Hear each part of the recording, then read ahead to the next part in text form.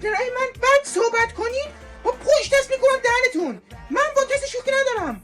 من هر چی حسین جانم بگه انجام میدم، هر کاری بگه میکنم، اصلا مهم نیست هر کی میاد میره سمتش به من نمیاد. این شاهین تو فقط تو فقط تو. میدونم چرا همه با من بد.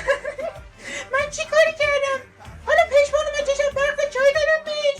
برادر ما که همشون خیلی خوب متخصصن، اصلا که من همشونو برام ببرم، اصلا که دو کامه. ببین من گوشمو نما کن، انقدر شکسته که چسب زخم هم نمیتونی نگردش داره. پس باید من احترام بذاری، رسپکتفول. من استاد زبانم، باید واسه من اگریسیو باشی، باید رسپکت من نگه داری، فهمیدی؟ باید هر کی که وارد میشه قشنگ از سر تا پا قشنگ نگاش کنم. من وظیفه‌م اینه، هر کی میاد باید برم پیشش حرف بزنم، ببینمش قشنگ.